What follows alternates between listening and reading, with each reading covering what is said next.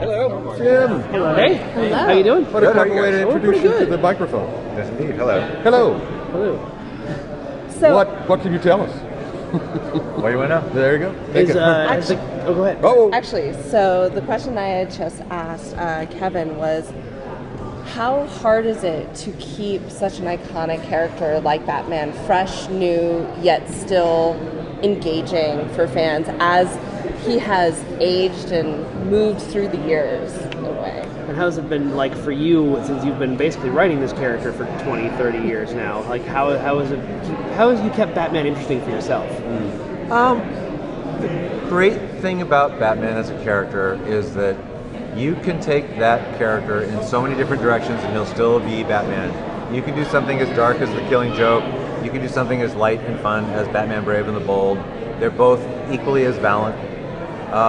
So, I mean, we just try to change things up, you know. I generally prefer kind of going kind of darker, more serious with the character. That's just the way I always lean. But at the same time, you know, when we did, like, say, for instance, like the Justice League show, that kind of creates a completely different aspect of his personality, just because of the fact that he's forced to like hang out with these brightly colored superheroes and stuff.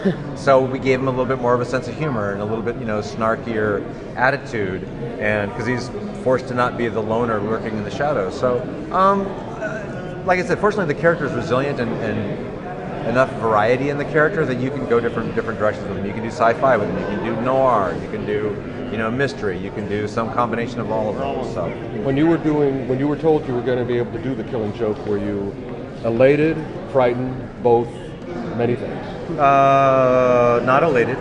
Okay. More nervous than elated. I always knew that it would be a weird film because it's not a traditional Batman story. It's not an action adventure film at all. It's more of a psychological drama. It doesn't have a big slam bang action set piece finale. It's got instead one of the most famously messed up endings in a comic ever.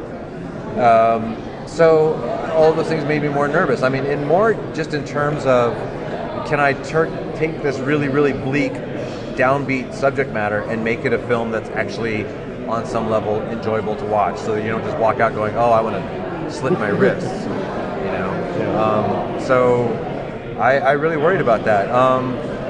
Once we decided early on to not make specific changes to the storyline to make it more of a summer blockbuster movie, it made things a little easier to like just go, okay, yeah, if we're gonna make it a straight adaptation of the comic, you just got to embrace it, you know. It's like if you're going to ring that bell, go up, march right up, and ring the crap out of it.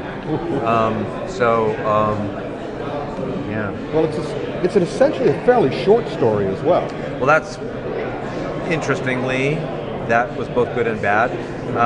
Yeah, it's the source material is not enough to fill up a feature film.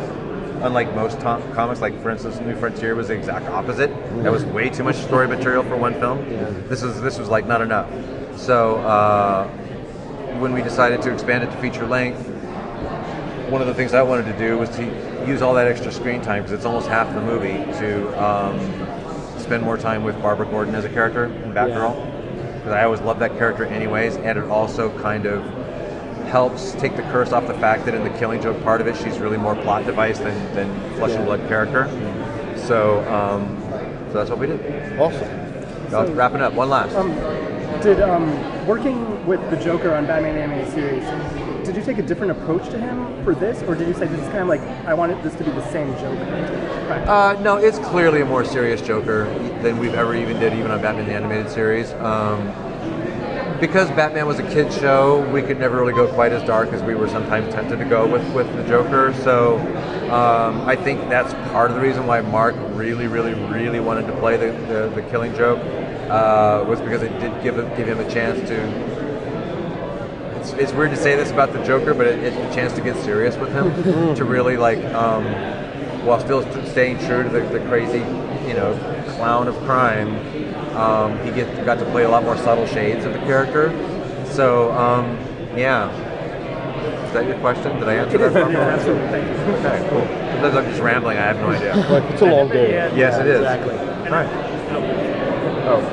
Oh, sneak in one more. Yeah, he's not back yet. Gods and Monsters, you were at the panel last year, you were getting to, you had to nerd out with like, just kind of changing everything and whatnot.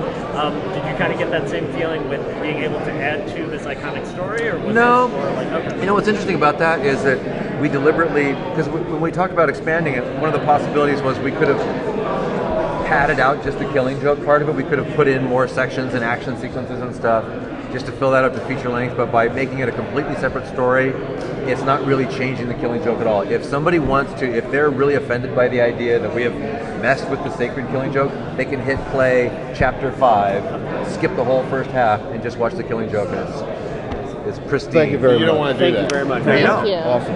You know. Thank you. Thank you.